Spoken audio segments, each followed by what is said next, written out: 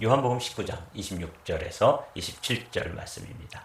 가상 7원 중에 세 번째 말씀 함께 제가 26절, 27절 받들어 읽겠습니다. 예수께서 자기의 어머니와 사랑하시는 제자가 곁에 서 있는 것을 보시고 자기 어머니께 말씀하시되 여자여 보소서 아들이니이다 하고 또 그 제자에게 이르시되 보라 내 어머니라 하신대 그때부터 그 제자가 자기 집에 모시니라. 아멘. 오늘은 십자가상에서 7마디 말씀을 하셨는데 그 중에 세 번째 말씀인데 먼저 가상 1원 첫 번째 말씀 저들의 죄를 사하여 주옵소서 저들이 잘 알지 못한 까닭입니다. 이렇게 온 인류를 용서하시는 그 중에서도 자신을 못 받고 또 조롱하고 채찍질하고 또 비웃는 그 모든 사람들을 다 용서해 주시는 이 기도 이게 이제 용서의 십자가죠. 이렇게 용서를 하는 그 놀라운 기도를 듣고 한 사람이 변화됩니다. 좌우 양편에 강도들이 십자가에 같이 못 박혔는데 그 중에 한 강도가 아니 지금 극한의 고통 그래서 내 자신의 그 고통도 혼자 추스릴 수 없는 그런 상황에서 자신을 채찍질하고 또 못 받고 때리고 그리고 침뱉고 모욕하고 조롱하는 그 무리들을 향해서 용서하시는 저분은 도대체 누구인가? 여기서 이제 그는 예수님을 그리스도로 예수님을 살아계신 하나님의 아들로 믿어지게 되는 그런 은혜가 열리지요. 그래서 그 강도가 이렇게 구합니다. 이르되 예수여 당신의 나라에 임하실 때에 나를 기억하소서 하니 예수께서 이르시되 내가 진실로 내게 이르노니 오늘 내가 나와 함께 낙원에 있으리라. 이 말씀은 그냥 아무렇게나 되는 대로 살다가 그 마지막 순간에 나를 기억하소서 이렇게 아주 운 좋게 이야기하고 구원받은 어떤 강도 이야기가 아니라고 말씀드렸죠. 이 강도 좌우 양편에 달려있던 강도는 온 인류를 말씀하시는 것입니다. 한편의 강도는 강도였는데 죄를 용서받지 못한 죄인으로 삶을 마감합니다. 그런데 또 한편의 강도는 똑같은 죄인이었는데 용서받은 죄인으로 자신의 삶을 마감하게 되죠. 이 인류를 그런 관점으로 보면 이 세상 사람들은 다 함께 죄인인데 모든 사람이 죄를 범하였다. 근데 이제 중요한 것은 다 죄인인데 한 사람은 그냥 죄인이고 요 한편 강도는 용서받은 죄인이라는 사실입니다. 우리 그리스도인들은 이 우편 강도라고 불리우는 이 사람처럼 죄인이지만 죄의 문제를 해결받고 죄를 용서받고 하나님의 자녀가 된 용서받은 죄인이다. 여기에 이제 이 의미가 담겨 있습니다. 그래서 이 강도 이야기는 사실은 우리 이야기고 우리 인류의 이야기가 되는 것이죠. 오늘 이제 십자가상에서 세 번째 이야기, 이 이야기도 아주 깊은 의미가 담겨 있습니다. 예수의 십자가 곁에는 그 어머니와 이모와 글로바의 아내 마리아와 막달라 마리아가 섰는지라. 예수께서 자기의 어머니와 사랑하시는 제자가 곁에 서 있는 것을 보시고 자기 어머니께 말씀하시되 여자여 보소서 아들이니이다 하시고 또 제자에게 이르시되 보라 내 어머니라 하신대 그때부터 그 제자가 자기 집에 모시니라. 저는 성지순례를 한 군데 다녀온 적이 있습니다. 성지순례는 세 군데를 가봐야 돼요. 먼저는 이스라엘을 가봐야 되겠죠. 예수님께서 발자취가 담겨있는 예수님의 행적과 발자취가 남아있는 그 팔레스타인 지역을 한번 성지순례하는 것이 첫 번째입니다. 저는 그곳은 아직 가보지 못했습니다. 두 번째는 사도 바울과 사도들이 전도했던 소아시아 지역, 지금은 터키라고 되어 있고 그 나라에 보면은 이제 아시아의 7교회도 있고 또 고린도 지역이 있고 사도 요한이 반모라고 하는 섬에 유배되었던 그곳에 이제 성지순례를 한번 다녀와야 합니다. 세 번째 성지순례를 다녀와야 될 곳이 또 유럽입니다. 거기는 이제 종교개혁자들의 그 발자취와 역사가 담겨 있지요. 그래서 성지순례를 갔다 오려면 그 세 군데를 갔다 와야 되는데 저는 이제 두 번째 고린도 지역과 그리고 이제 소아시아 지역을 다녀온 적이 있습니다. 그러니까 그리스와 터키를 다녀온 거죠. 그때 이제 이 에베소 지역을 가봤더니 이 사도 요한이 여기 당신의 어머니다. 그리고 당신의 아들이다.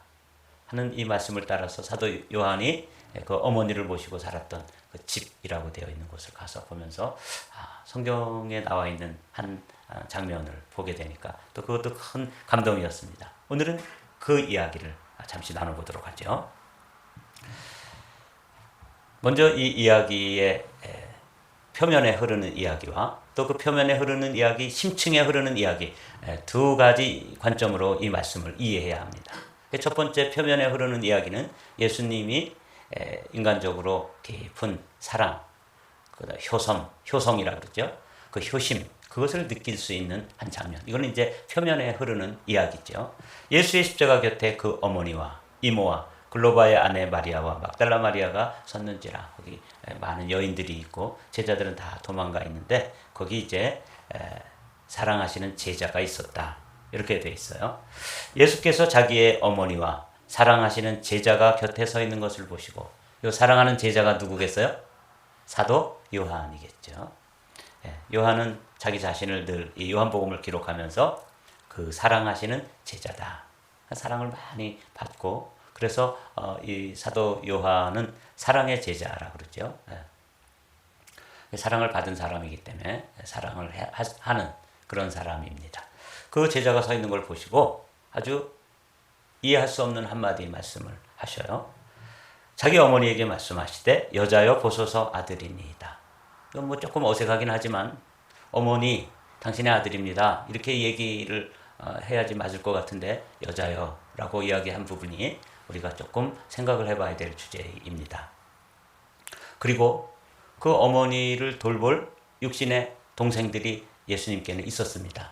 그러면 어머니를 부탁하려면 사실은 자신의 제자 요한에게 부탁하는 것보다 순리상으로 우리의 인정상으로 볼 때는 그 동생들이 여럿인데 나는 이제 이렇게 온 인류의 죄를 지고 이제 간다.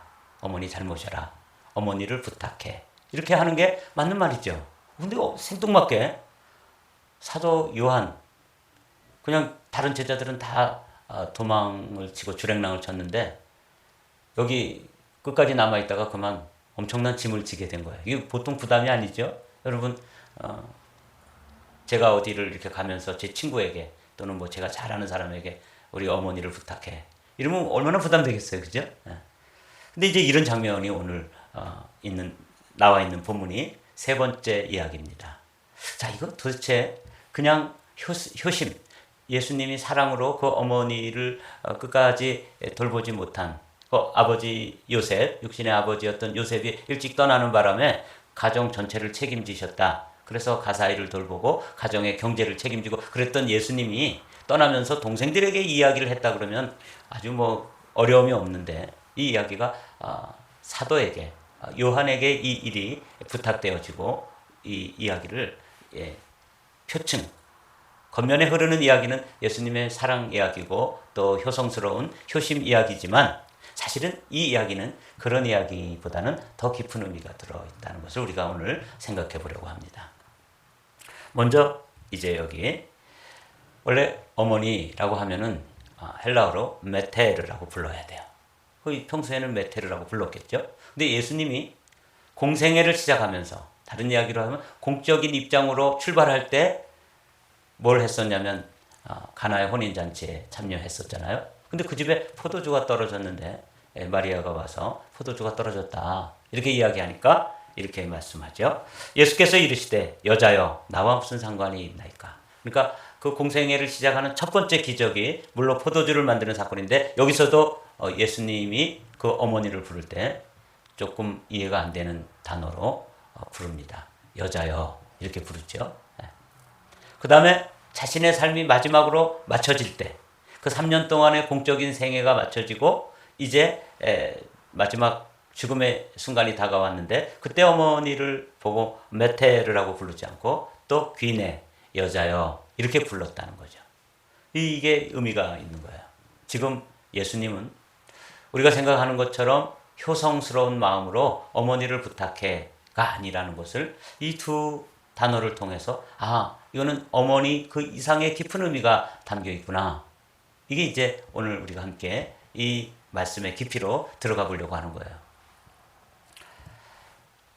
여기서 이제 우리가 오늘 이 예수님이 여자여 라고 부르면서 동생들에게 어머니를 부탁하지 않고 사도에게 어머니를 부탁하는 이 모습은 조금은 우리가 생각하는 그런 모습과는 조금 거리가 있는 그런 장면이기 때문에 이 말씀은 왜 그렇게 했는지, 그래서 그것을 창조의 관점으로 먼저 살펴보아야 합니다.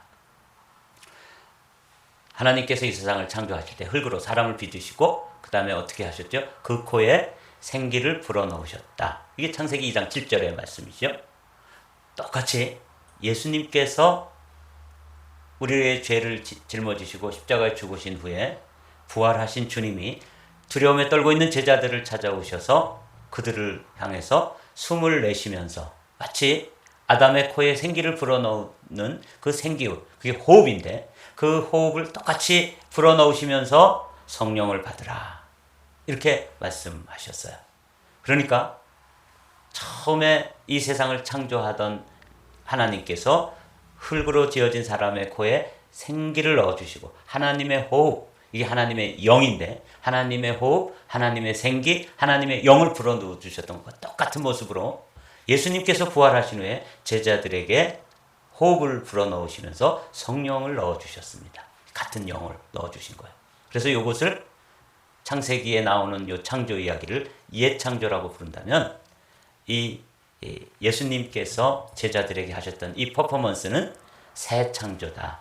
그래서 이것을 옛 창조와 새 창조 이렇게 구분해서 이해할 수가 있습니다. 지금 예수님께서 뭘 하고 계신지를 따라오시면 오늘 동생들에게 어머니를 부탁하지 않고 사도에게 어머니를 부탁했던 이 장면의 의미를 우리가 깨닫고 이 깨달은 의미를 가지고 이제 신앙생활을 해야 되는 거예요. 그래서 여러분 잘 따라오십시오. 하나님께서 이렇게 사람을 지어 놓으시고 먼저 사람이 혼자 있는 것이 선하지 못하구나. 독처하는 것이 좋지 못한, 선하지 못한 모습을 보시고 이제 하와를 지어서 가정을 이루십니다. 그래서 하나님이 사람을 지으시고 그리고 하나님이 가정을 지으셔요. 이 가정이 하나님의 피조물입니다. 여러분 우리가 지금 가정을 이루고 있는데 이게 하나님이 만드신 공동체예요. 하나님은 국가를 만드신 적도 없고 하나님은 무슨 회사를 만드신 적이 없는데 하나님은 뭘 만드셨다고요? 가정을 만드셨다. 이걸 꼭 기억하십시오. 여호와 하나님이 아담에게 취하신 그 갈빗대로 여자를 만드시고 그를 아담에게로 이끌어 오시니 아담이 이르되 이는 내 뼈 중에 뼈요 살 중에 살이라 이것을 남자에게서 취하였은즉 여자라 부르리라. 그래서 아담을 지어 놓으시고 혼자 있는 것이 선하지 못해서 또 다른 그 배우자죠. 돕는 배필을 갈빗대를 취해서 만드신 후에 둘을 하나가 되게 하셔서 가정을 이루셨다. 이게 옛 가정입니다. 혈연으로 되어 있는 가정. 근데 이제 새 가정이라고 하는 게 이런 의미입니다. 오늘 예수님은 그냥 효성스러운 마음으로 그 어머니를 사도에게 부탁한 것. 이게 이제 표면에 흐르는 이야기라면 그 깊은 심층에 흐르는 이야기는 사실 이 이야기라는 것을 여러분과 함께 나누는 거예요. 예수님께서 보소서 아들이니이다. 이렇게 말씀하시고 보라 내 어머니라. 이 사실은 맞지 않는 거잖아요. 그렇죠? 어떤 의미에서 사도 요한은 다른 동료들은 다 발빠르게 도망을 쳤는데 거기 괜히 멍하게 남아있다가 어마어마한 부담을 하나 지게 된 것이죠. 어떤 분은 이렇게 이야기해요. 다른 사도들은 다 순교를 했지만 그 중에서 이 사도 요한만큼은 천수를 다 누리고 90이 넘기까지 요한계시록도 기록하고 이 어머니를 모시느라고 순교하지 못했다. 이렇게 이제 이야기하더라고요. 그래서 저는 그 말은 맞지 않는 것 같아요. 순교하지 못한 게 아니라 다른 제자들은 죽는 순교를 했다면 이 사도 요한은 산 순교를 한 것이다. 저는 그렇게 생각해요. 이거 얼마나 어려운 일입니까? 그렇죠? 그래서 산 순교를 했는데 어찌됐거나 하나님께서 천지를 지으셔서 사람을 지으시고 또 부활하신 주님이 제자들을 그 방식대로 그대로 지으신 것처럼 또 가정을 지으셨던 하나님이 새 가정을 지금 짓고 계신다는 사실을 기억하십시오. 이 새 가정이 다른 말로 얘기하면 교회입니다. 그래서 하나님이 창조하신 공동체는 가정과 교회입니다. 근데 지금 교회를 짓고 계신 거예요. 교회를 이루고 계시는 거죠.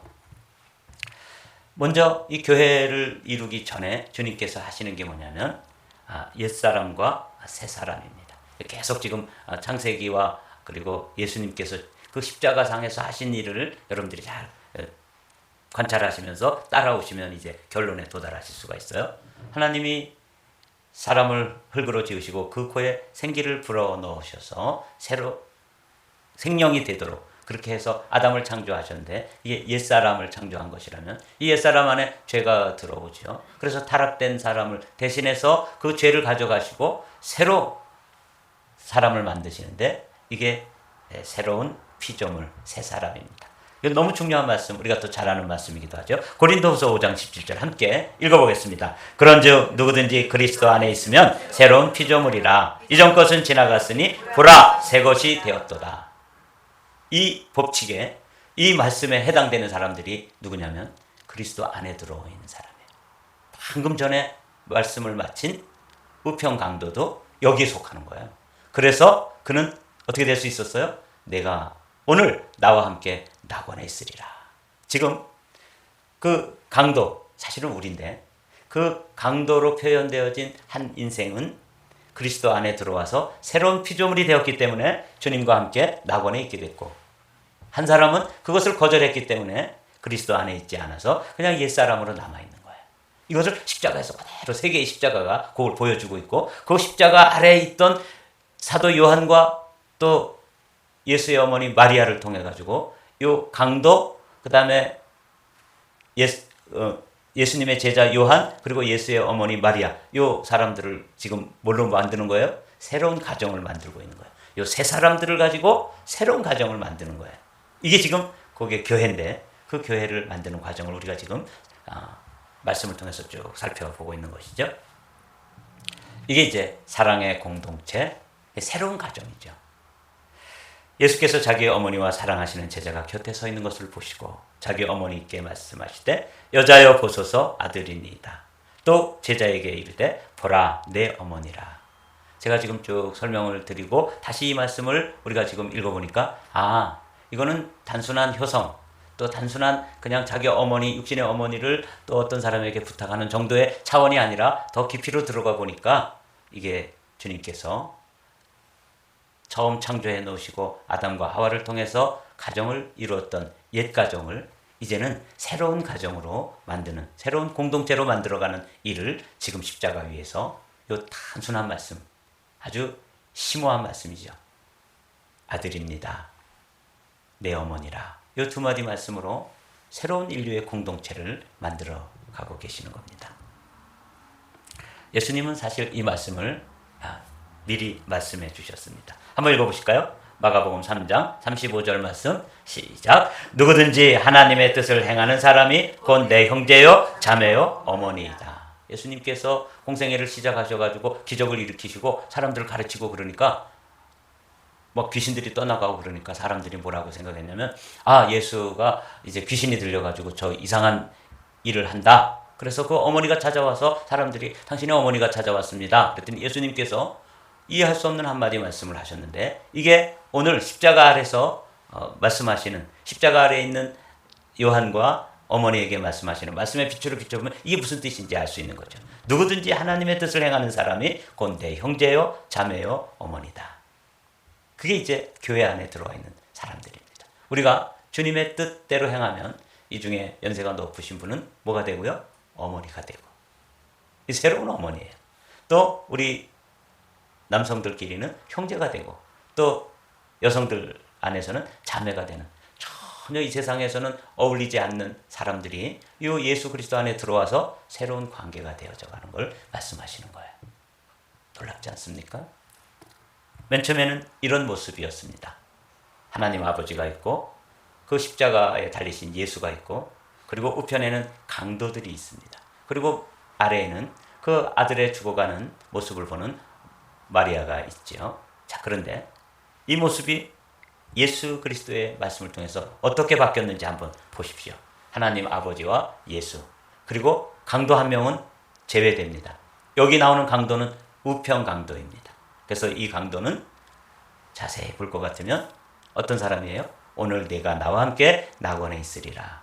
누구든지 그리스도 안에 있으면 새로운 피조물이라. 보라, 이전 것은 지나갔으니 새 것이 되었도다. 놀라운 변화를 경험한 한 사람입니다. 그리고 또 한켠에는 그 사람과 동일한 예수 그리스도의 은혜로 하나님의 자녀가 된 요한, 이걸 통해 가지고 예수 그리스도를 중심으로 하나님을 아버지로, 그리고 여기에 그 공동체 사람들을 가족으로 묶어주는 교회 공동체가 여기 이제 탄생된 것입니다. 말씀을 이렇게 묵상해 보면 이렇게 되어 있습니다. 내가 주와 또는 선생이 되어 너희 발을 씻었으니 너희도 서로 발을 씻어주는 것이 옳으니라. 요 발을 씻어줄 때까지는 누가 들어있었냐면 마치 우편 강도와 좌편 강도가 있었던 것처럼 가롯 유다까지 들어있을 때 유다까지 다 발을 씻겨주십니다. 근데 가롯 유다는 마치 좌편 강도가 예수님을 끝까지 거절했던 것처럼 그냥 떠나버리죠. 그리고 나서 요한복음 13장 34절에서 이런 말씀을 주셔요. 이 말씀은 중요한 말씀이기 때문에 함께 읽어보겠습니다. 새 계명을 너희에게 주노니 서로 사랑하라. 내가 너희를 사랑한 것과 같이 너희도 서로 사랑하라. 아멘. 자, 사랑하는 성도 여러분, 이 그림을 오늘은 기억하십시오. 원래는 요한의 자리에 누가 들어있었냐면 강도가 들어있었습니다. 좌편 강도와 우편 강도. 근데 한 사람의 강도는 마치 가룟 유다가 떠난 것처럼 예수님은 그를 위해서도 십자가에서 피를 흘려주셨지만 그는 그 보배로운 피로 자신의 죄를 씻어주시는 것을 거절하고 떠나가 버렸습니다. 그 자리에 누가 들어와 있어요? 사도 요한이 들어와 있는 것이죠. 이게 이제 예수 그리스도의 십자가 아래서 사도 요한, 그리고 새로운 피조물이 된 강도, 또 새로운 피조물로서 그 마리아는 우리 중에 이제 연세가 있는 어르신과 같은 어머니, 아버지들을 뜻하는 거예요. 이게 이제 아주 중요한 오늘 말씀의 핵심입니다. 한번 맨 위에 말씀을 읽어보실까요? 시작. 교회는 새로운 관계입니다. 이 새 창조를 통해서 새로운 관계가 된 거예요. 그래서 옛날에는 사도 요한과 마리아는 어머니와 아들의 관계가 아니었습니다. 그런데 여기서 지금 새로운 관계가 된다는 거예요. 이 관계를 그대로 한마음교회 공동체로 옮겨 놓아 보십시오. 우리 안에 있는 내 마음에 들지 않는 어떤 형제, 그 강도와 같은 사람이죠. 강도가 변해가지고 지금 이 안에 들어와 있는데 우리는 여전히 그 사람을 어떻게 보고 있어요? 자꾸 내 마음속에서 사랑하는 마음이 아니라 미워하는 마음으로 대하는 거죠. 그런 경우 있죠? 저 사람 왜 교회에 나오게 합니까? 이렇게 우리가 이야기하잖아요. 여기 오늘 이 십자가에서 예수님께서 내 어머니라 말씀하시는 이 말씀을 이해하셔야 돼요. 우리 안에 정말 말썽을 부리고 또 트러블을 일으키고 또 우리에게 가시노릇을 하고 그런 사람이 와 있는데 주님께서는 그 사람 그 강도거든요. 강도가 변화되어 가지고 공동체에 들어와 있는데 아직도 강도처럼 자꾸 가시노릇을 하는 거예요. 근데 그 사람을 뭐라고 부른다고요? 형제라 이렇게 불러주는 거예요. 그리고 서로 사랑하라고 말씀하시는 거예요. 그래서 이 말씀은 사실 이 깊이로 들어가서 생각해 보면 교회가 어떤 곳이어야 되는지, 이 새로운 가족으로 만난 우리가 이전에는 피도 한 방울 섞이지 않고 우리는 아무런 관계가 없는 사람들이 모여서 뭐라고 불렀냐면 형제요 자매라고 부르는 사람들이 된 거예요. 제가 처음에 제 아내하고 그 춘천에서 학교 다니면서 처음 만났을 때 지금 여보 이렇게 불렀는데 옛날에는 그렇게 안 불렀어요. 제가 뭐라고 부른지 아세요? 자매님 이렇게 불렀어요. 근데 이게 맞는 거예요. 왜 자매님이에요? 예수 그리스도 안에서 제 아내도 예수의 보혈로 새로운 피조물이 되었고 나도 예수 안에서 새로운 피조물이 돼서 우리는 이제 전혀 다른 가정에서 남남으로 만났을지라도 그 교회 공동체 안에서 형제 자매로 만들어진 것이거든요. 이 새로운 피조물이에요. 새로운 관계입니다. 지금 예수님께서 그걸 말씀해 주시는 거예요. 사도 요한과 마리아는 인간적으로 아무 관계가 없어요. 근데 예수 때문에 뭐가 된 거예요? 새로운 관계 속으로 들어오게 된 것이죠. 그래서 여러분 오늘 이 말씀은 우리 교회에 주시는 말씀이에요. 교회는 새로운 가정입니다. 제가 이 말씀을 묵상하면서 교회가 많이 타락한 것이구나. 주님은 원래 이런 마음, 이런 중심으로 교회를 창조해 주셨는데, 그래서 우리가 사실은 킹덤 패밀리가 된 거예요. 로얄 패밀리가 된 거예요. 하나님 나라의 그 왕가의 패밀리가 된 사람들인데, 우리 서로가 서로를 얼마나 업수히 여기고 아무렇지도 않게 생각하고, 어떤 때는 막 배척하고 미워하고 그러면서 신앙생활하고 있는 게 현재 교회의 모습입니다. 주님은 마리아를 맡기면서 동생들, 예수님의 육신적인 동생들에게 맡기지 않고 요한에게 맡긴 이유가 있어요. 그 이유가 뭐예요? 이제는 새로운 관계, 새로운 피조물, 새로운 가정, 새로운 공동체에서 서로 사랑하도록 지금 부탁하는 거예요.